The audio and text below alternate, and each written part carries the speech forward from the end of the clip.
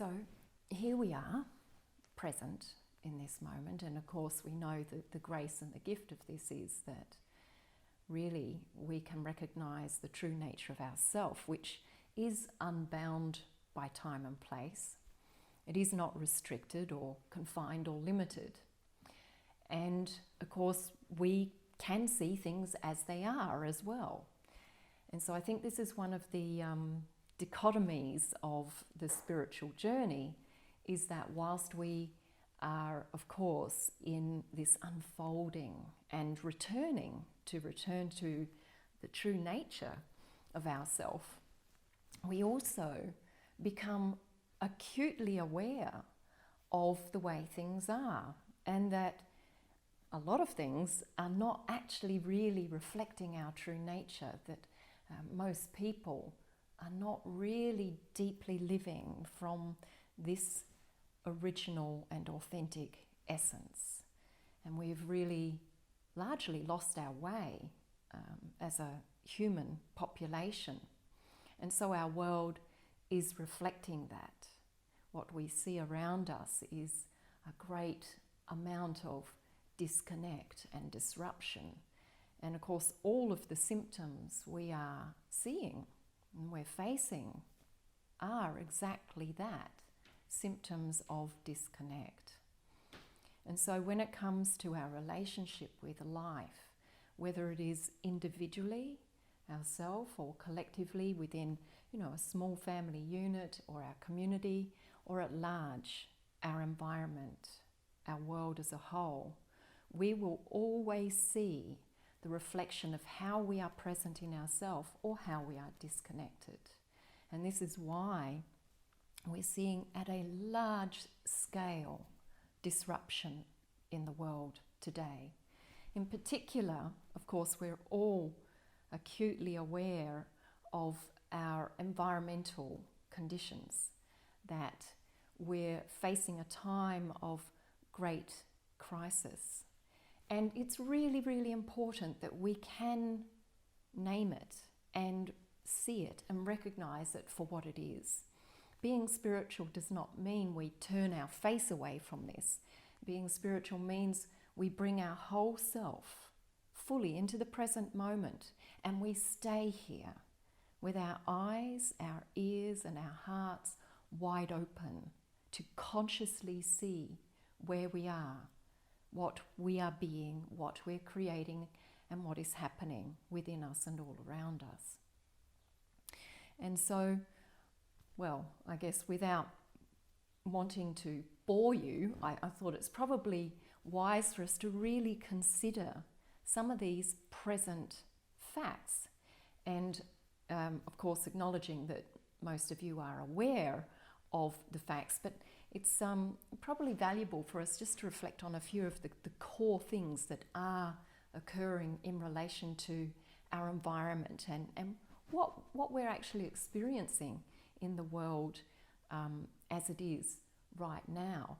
So if we consider, for example, just the last 5 years, we have just experienced the warmest period on record. So global average temperatures are now estimated at around 1.1 degrees above the pre-industrial levels, and they're rising. We all are familiar with the Paris Agreement, and the goal of that agreement is to limit temperature increase to well below 2 degrees and pursue efforts to limit that to 1.5 degrees. And again, we're talking about a measure which is above pre-industrial levels. And that's a very important marker, because this is when things began to change significantly.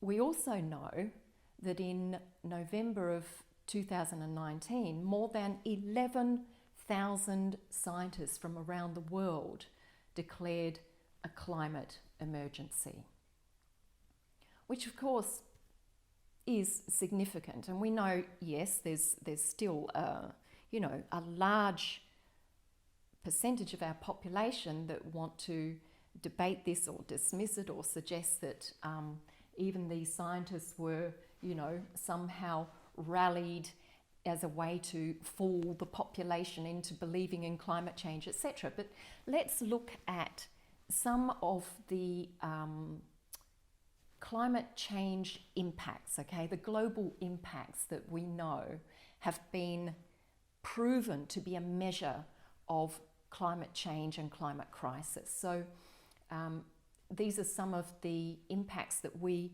are seeing already and can expect to see more of. And they include things like more frequent and intense heat waves. Of course, in Australia, we know this very well.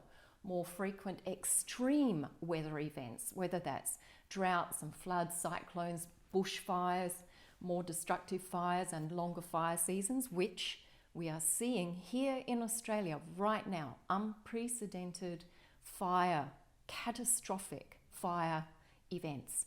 And that's happening not just here in Australia, it's happening in America and other places around the world as well.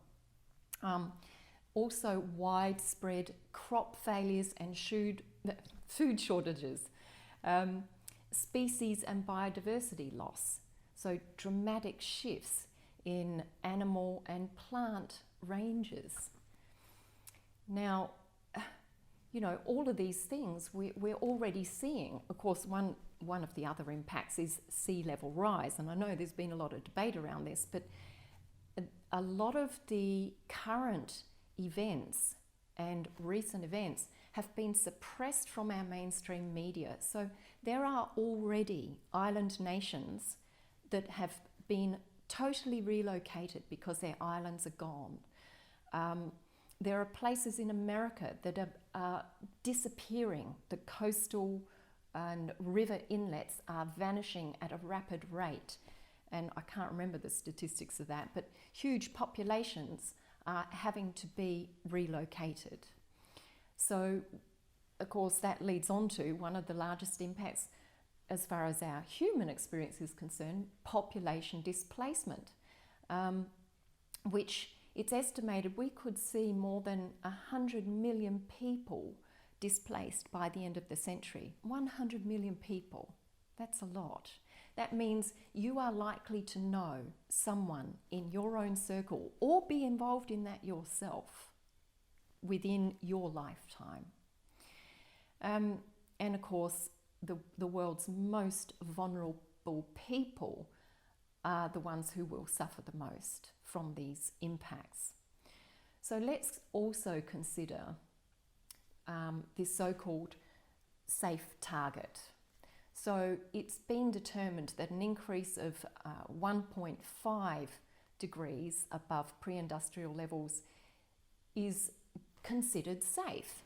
However, it is the point at which many of our systems begin to cross dangerous points of no return. So that means it's actually not really safe because we're already seeing escalating impacts. Now, also, how are we tracking?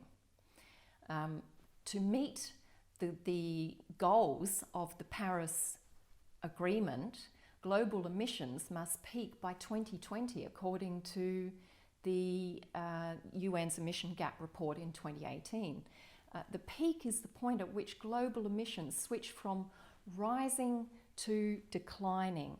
And this is critically important in determining when we can avoid the most dangerous impacts. But the report says this is most likely by 2030. So, in summary, we're not tracking well at all. In fact, we're nowhere near achieving that reduction that we need to. So, a large sector of humanity is aware of this reality. Now, when was it? In September in 2019, we saw a record of more than 7.5 million people, 7.6 million people take to the streets in 185 countries and strike for climate action. And this has been the largest climate mobilization in history. And we might even imagine it's actually been probably the largest uprising in history, involving collectively 185 countries. And that's a lot of people that are very present, very aware of the crisis that we are in. This is not we're heading into crisis, this is we are in crisis. And this is startlingly obvious given the extreme weather events we have already been experiencing, amongst many of those other summarised points I mentioned. So whilst we can look at all of these facts and figures, it's really, really important that we understand we're not restricted to the issues themselves. What it highlights is the fact that we need to look for solutions. We need to look for new ways to be living in this world and to respond to crisis. So if we think just in practical terms, what are some of the solutions that have been identified? So 2019 Global Analysis, which has been funded by the Leonardo DiCaprio Foundation. Most of you are probably familiar with his work. He's incredible, doing an amazing amount of work out of care and commitment to the global climate situation and environmental crisis we're facing. So his foundation demonstrated that the target we need to achieve can be reached by a shift to 100% renewable energy by the mid-century. Now that, combined with a portfolio of natural climate solutions, including marine and land management conservation, reforestation and carbon negative agricultural practices. So of course these are practical measures. Now, it's important that we do note that actually our barriers are not technological or practical at all. We actually do have incredible technology in our hands. We have extraordinary advanced development, understanding systems, biomechanisms, etc. So largely, this is actually a question of political and human will. Now, on that front, of course, we know we're very challenged. For example, governments are currently still providing massive subsidies to fund the fossil fuel industry, which are responsible for 70% of the greenhouse gas emissions which are driving climate change. A new study published in the Journal of World Development places total fossil fuel subsidies at around $5.3 trillion, and that was measured in 2015 alone. And of course, we know that that's only continued. So if we were to divert even just a portion of these subsidies to renewable energy, we could unlock a massive acceleration in clean energy supply and provide enormous societal benefits. So another paper recently published in the Joule estimates that switching to 100% renewable energy would create an additional 24 million long-term jobs, decrease more than 4 million pollution-related deaths per year, and provide annual savings of over $20 trillion in health and climate impact costs through to 2050. $20 trillion in health and climate impact costs. And I think this is one of the things is, we continue to be influenced, I'm talking about the greater public, continues to be influenced by political agendas. which tap into fear. And fear, of course, actually is a mobilizing force. So if there's fear and polarized debate, it triggers off our primary brain activity. So the way the human brain is wired, which is actually to protect ourselves and to protect ourselves against threat and to try and be secure. So in other words, we hold on to the thing we're familiar with, and so the government keeps feeding us on a fear cycle that basically tries to convince us we need to keep doing what we're doing so that we've got enough jobs so that we can be economically secure, when in actual fact, if you look at the fact that if we avoid these changes, just one area of measure is going to cost us $20 trillion just over the next 30 years. That's, it doesn't add up, does it? Aside from this, it's actually now been proven that environmental, social and governance principles and measures, so ESG, have been proven to increase economic and social growth benefits. And this is why some of the larger corporate companies are actually taking measures in this way.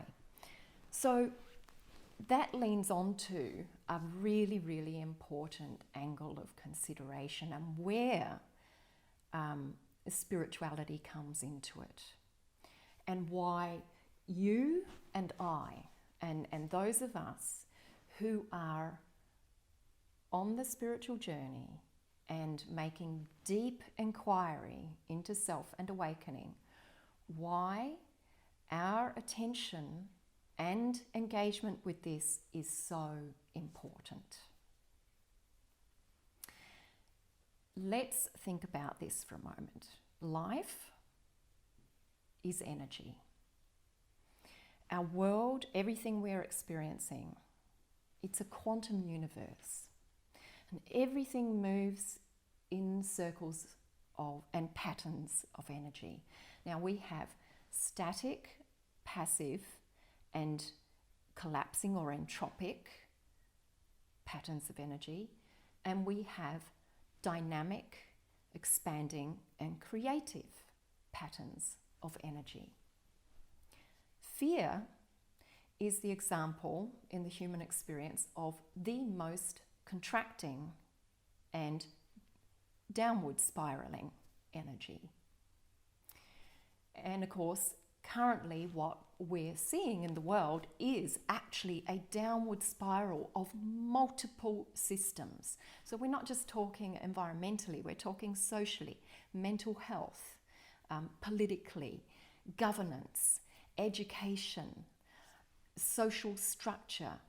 All areas of our life are currently at major tipping points. And so there's this spiral and converging of these patterns of contracting and downward energy. But what happens at such a time is a point of intensified disruption.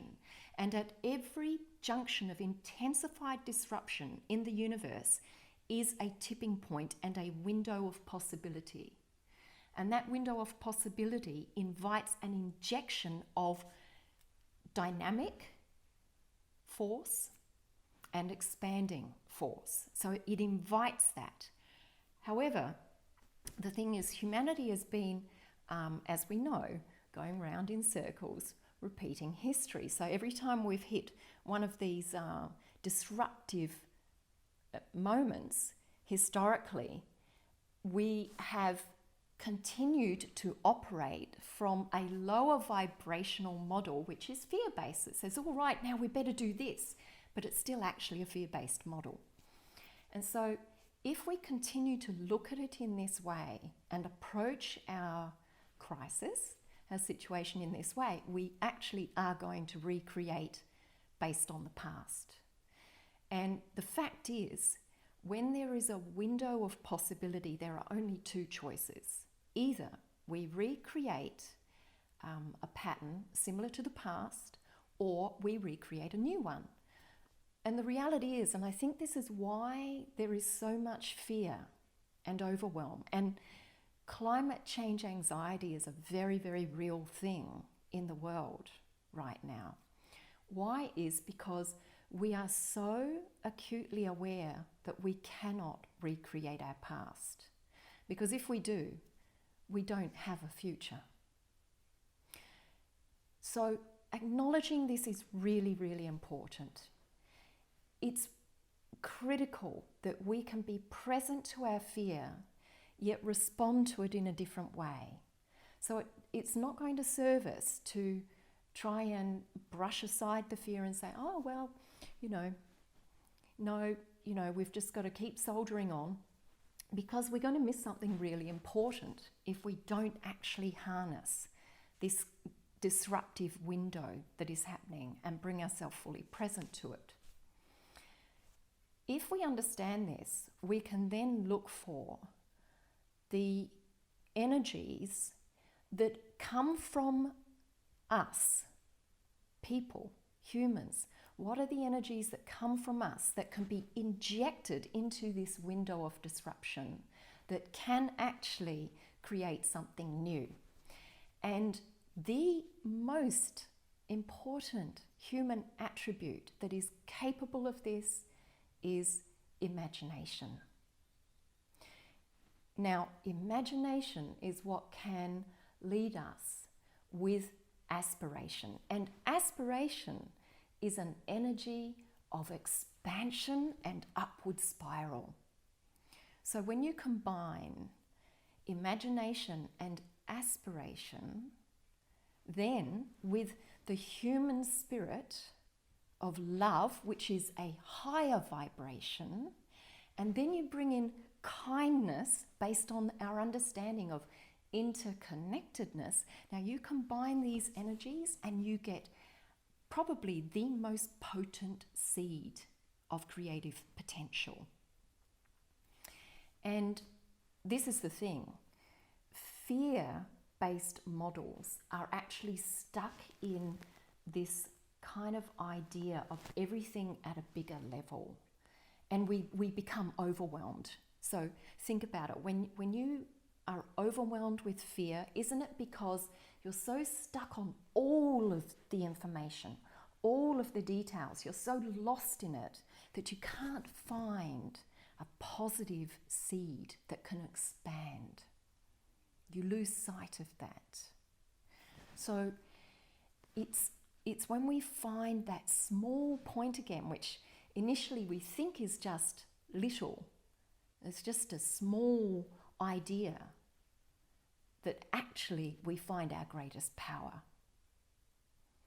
And this also ties into, I just want to touch on this briefly, a really present mentality in the world and that is circulating around the spiritual arena, and that is the mindset of abundance, that because the world has been experiencing and living in fear and lack and control and dominance, it sparked off this intense urge and desire for abundance and more. So it's a more mindset, and that's feeding into our consumer addiction and wanting more than what we actually need. So really, we need to shift back to the true nature of ourself and existence, and that is that it is enough. It is actually a sufficiency mindset. And so this is a shift into what we need rather than what we want. And I'm not suggesting we don't enjoy life. I'm just saying we really need to rejig that mindset, because the things that hold greatest power, greatest creative possibility for the good of all as a collective. So as a collective, the world in its natural balance is abundant, but it is that because each little unit, micro unit in itself is enough. It is sufficient. So if we look at that, then it also means that there's this very important root cause that underlies our ability to take up these principles and actually do something with them. And that root principle is interconnectedness. So this is why I was saying that you and I and all of us who are more spiritually aware in the world and motivated spiritually are critical to this time in the world. Our awareness is tapped into this root principle that everything is connected. Everything is interconnected. Now, look at the mindsets of current leaders and a lot of individuals, the elite power individuals, and you will see that actually their minds do not work that way. They really do not get it. They do not experience, know and feel interconnectedness. So when you talk to a politician or a lobbyist and you say, yeah, but if you dig out those fossil fuels and you do this with it, it's going to have this flow-on impact. They'll be, oh yeah, but nah. No, we're going to look after the jobs. We're going to look after the economy. Why? Is because their minds actually don't work this way. However, the interesting thing is we have an increase incoming new population of souls on the planet that are already wired this way. And to some degree, you know you're wired this way, which is why you're finding it so difficult to live in a disruptive world, in a world where people are so disconnected. And it's really disturbing for you that a large part of your conditioning has taken on that patterning, even though in your heart and soul you know the truth, that everything is connected. That's why you want to wake up to that again. That's why you want to embody that again. So here's the thing. If we want to really change our world, we have to create a new vision. It's new vision that is going to help us and the greater populace, the greater collective, let go of this clinging to a fear-based realm, a fear-based paradigm. And the clinging is only happening because it's familiar territory. If we create a new vision, a new way of seeing where we are, and that it is an incredible time of opportunity and potential, and that we actually already practically have the technology and the tools we need to create solutions and systems that are going to change our world for the better.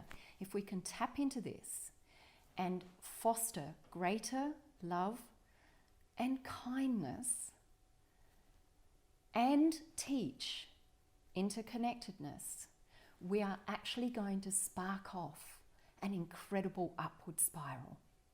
We're going to catalyze an unstoppable creative force. The solutions are already available to us. This is about us knowing ourselves. It is about us stepping beyond the doubts that we've been fed and knowing the truth of the universe, the way the universe works. This is not philosophy. This is science. This is how it works. Now, that means at an individual level, there are ways that we can all contribute to a positive upward spiral of change, and we can actually make the change we want to make in the world. Now, of course, there are still some practical things, so I'm going to speak to some of those practical things first, such as, letting your local MP know that you actually are serious about action. Use your voice. Vote. Now, if you have superannuation or investments and you're involved in that arena trying to, look after your future, really look at ethical activities. Choose everything that is ethical and investing in green future. And really importantly, buy and consume less. reuse and recycle. Now that ties into this point I was making about a shift of our mindset from this idea of abundance and we want more and what we want back into sufficiency mindset and enough. Eat less red meat, less dairy. We know that the meat and dairy industry is largely involved in, producing a greenhouse gas impact. So that it certainly is something to watch our diet and how we're consuming, and conserving energy at home. So as much as possible, shifting over to 100% renewable power, install solar panels, etc. I'm doing that here with the centre, ensuring that I'm actually taking every step and measure possible to be completely self-sustainable. Now, the last point I want to make is very, very important, and this helps us deal with the overwhelm that we're feeling so that we can actually tap into the imagination, the hope and the vision that I was talking of before, so that we actually connect with aspiration and we feed that. And that is getting involved in initiatives at your workplace or in your communities. Research about climate anxiety indicates that doing something and being part of something bigger, like a community project or a movement that is helping where you are most concerned, that it actually reduces anxiety and it, of course, creates positive change. So it builds that aspiration, it expands it. So when we get involved, what happens is we restore our understanding of our connectivity.